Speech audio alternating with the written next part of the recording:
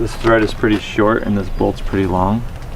Oh, okay. So I think that we need some more washers to make this a little bit tighter. I'm gonna see if I can use this fidget spinner. Worst case, we could just stick it like that. Let's see if that's gonna work. Come on. Oh no.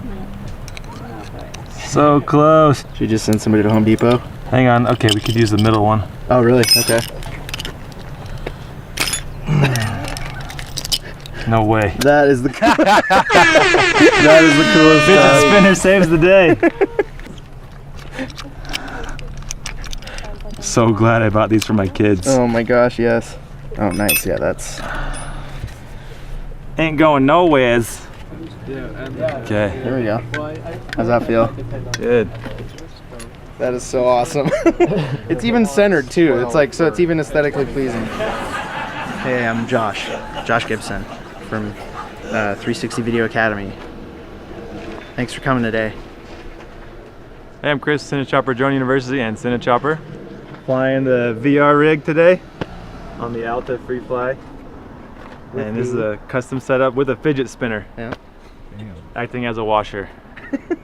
The clouds actually help a lot with the because there's less shadows, right? And it looks, it's calm, and it actually makes it easier to work with on the computer later. When I saw the clouds, I'm like, this is going to be much better. Yeah, when it's really harsh light, you get, especially with GoPros, because each GoPro is going to be trying to, you can lock the exposure and lock a lot of the settings and stuff, but you do have to do exposure compensation later because each camera is gonna, you know, adjust for whatever exposure it's seeing, right? Yeah. So if you have it set up like this, these cameras are gonna want to be, you know, stopped down because the light is right at them, and these are gonna be all the way up, so you're gonna have weird. So with that harsh lighting, it kind of makes the cameras, I mean, it's fixable, but it's nice when the clouds are like this because everything is fairly even, you know, so you're gonna have a nice looking image. Glad. Yeah. So I'm powering these on the old-fashioned way, not using the remote intentionally because battery gets drained extremely fast when you use the remote. I'd rather have more record time than, you know, use a remote. Yeah, I double, triple check everything, and then there's this cool 360 Rise ships out. It's actually, it looks like a pet, I think it's a dog trainer toy. The clicks. So this is a really good way. I mean, you can clap or yell or say the ABCs or whatever to sync up the audio if you want, but this is a little bit more precise. We are rolling on all the cameras, making sure there's time code spinning, because if one doesn't record, you lose everything. Okay. And let's speed on that one as well. It's 1440, right? Yeah. Cool. Sync. All right. Now we launch and we do our thing. Right there's a, yeah, go on top of the rock.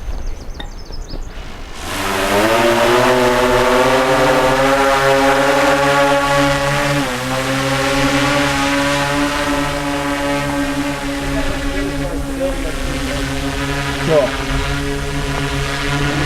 That part was Consistent. Oh, awesome. that's it. Okay, bring it down. Let me know when you have it. Got it. Oh. How about you brought the tallest guy? You did that like a pro. That was Stop. We're good. Yeah, good GoPro. That one has no bars left on the battery. And the bottom one? So we got it. And then I'll get the top. They are all still recording, which means we got our shot, and including the top. Perfect. All right, well, let's head back down then and check footage, and we'll continue from there. So we took out one of the SD cards from one of the cameras. We're gonna test it, look at the footage just to make sure that we're not getting any micro jitters or anything that'll affect stabilization or any post stuff. Just being sure before we shoot a whole day's worth of footage and then find out that we can't use it.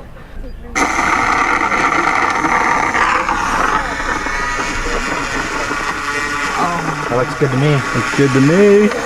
We're looking for micro jitters in the footage because right now those slow movements, since we're shooting at 80 frames a second and the shutter speed is pretty high, the motion blur is pretty low. There's our walker. Yeah. Motion blur is pretty low, so we can actually do a lot of stabilization and it will look completely flawless. And the cool thing about 360 video, since you're shooting in all directions, stabilization is even better because you're not having to crop in or anything. You're not losing any quality. All you're really doing is inverting the movement of this. All you're doing is spinning that sphere of video rapidly to invert the stabilization issues that you have. So it's really cool. You don't lose any quality, keep all your pixels there as long as you're shooting at high enough shutter speed and everything. Don't have any motion blur, we're good to go. So this looks great. So we're gonna continue on.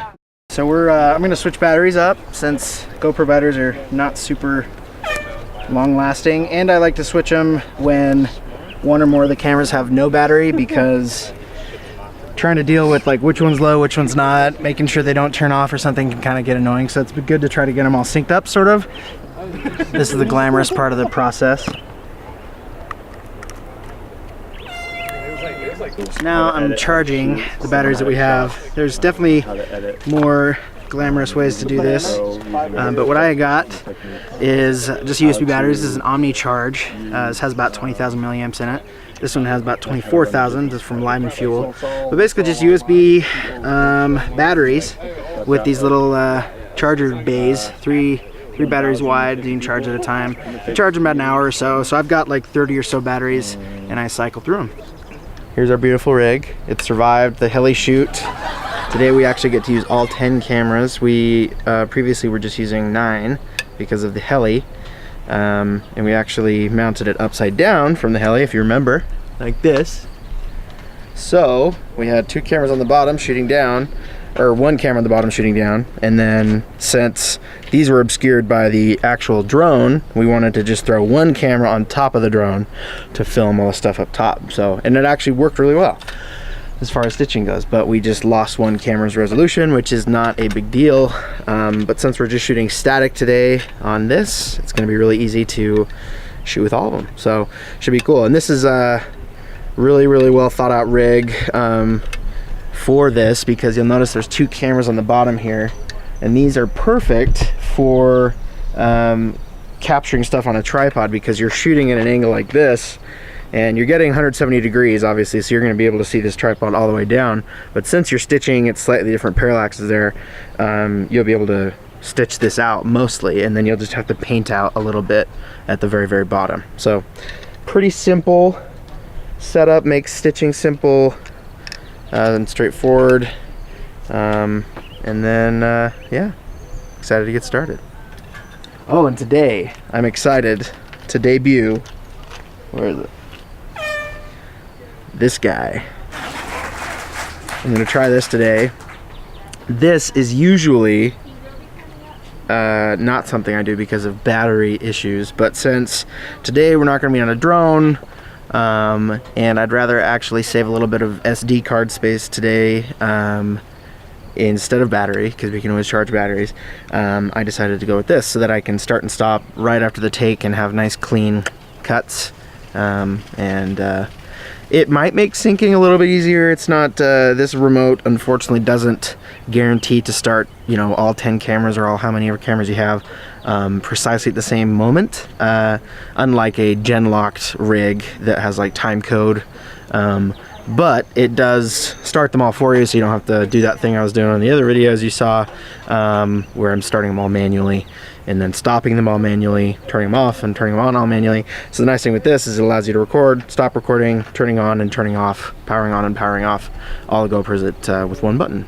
Once you power on your remote, you'll see the light flash, gives you your little Wi-Fi remote. Then you'll see this icon pop up, and then you'll notice that your GoPros will just start turning on. And you'll have a nice thing that says 10 cams, ready to go, video mode. So in here you can actually switch to photo mode, to like the burst mode, time-lapse mode if you want.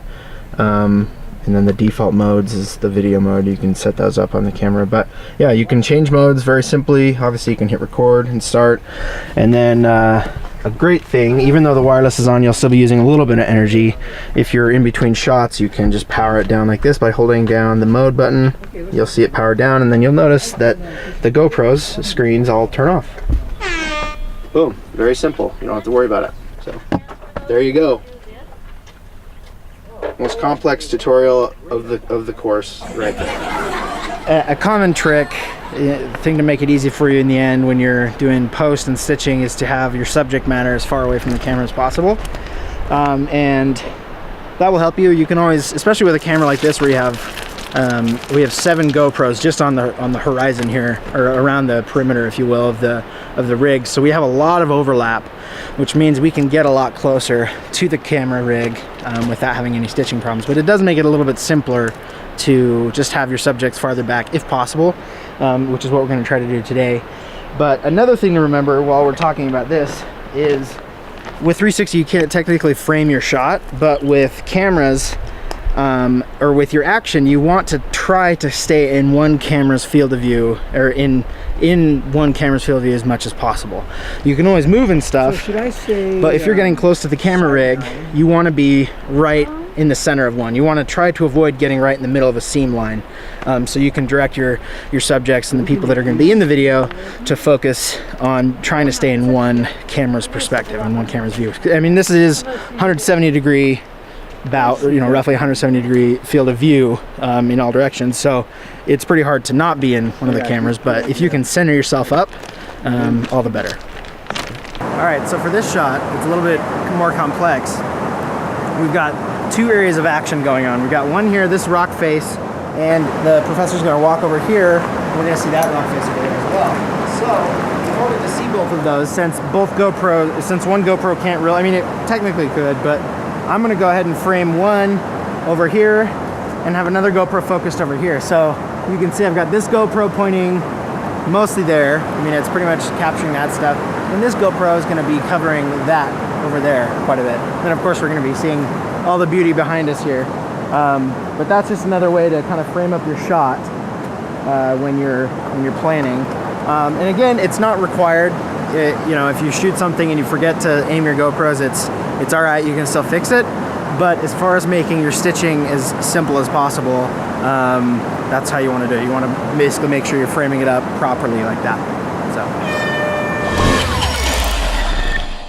All right, so this rig, the Pro10HD from 360 Rise, has been pretty awesome. It's done everything I've needed it to do. Super happy with its general performance. A lot of cool features with this rig that I may have not talked about, but the thing I really like about this, especially over their last version, is that these little doors here actually flip open, and there's little rods here that prevent wear and tear from bending plastic. So that's nice. They're fully modular, so you can actually unscrew each one of these little blue cases and put on new enclosures that make it really easy to change up different cameras. If you have, you know, the Hero 5 instead of the Hero 4, for instance, you know, it supports that. So it's also got a nice little couple little tripod mounts here. So we've got the bigger tripod mount there, one there that's going straight down, as you can see, and then one that's going at kind of an angle up here, depending on what configuration you want. And I've talked about it a little bit in some of the other behind the scenes videos for the other projects I've done, but you know, there are cases where you'll want it so that these cameras are facing upwards, and there'll be other cases where you want just one camera facing upwards and 2 facing downwards. But I always, like I've also talked about in the other behind the scenes videos, like to have the rig itself at a pretty horizontal setup so that your stitch lines aren't at an angle like this.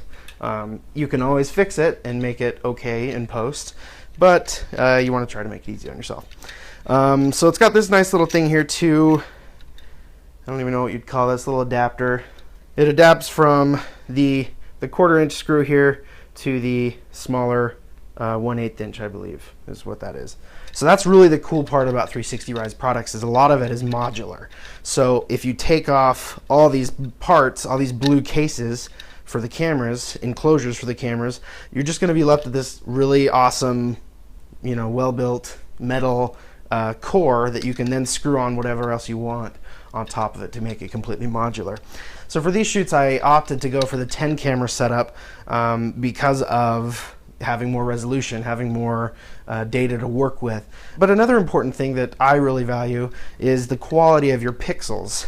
when you have more overlap is much higher on the entire, because you're not having to use the distorted portions, the very edges of the image that you're capturing on each GoPro. You're just using kind of just a nice little sliver in the middle.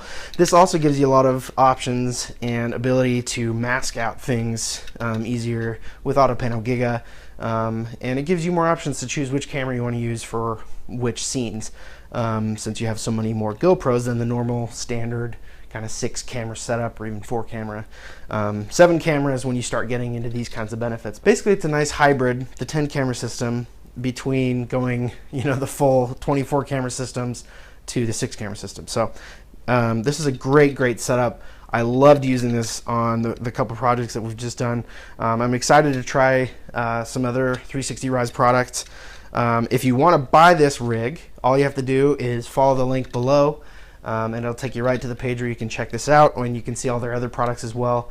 This is a really great rig for really high resolution, really great quality, high quality pixels as well, 360 video.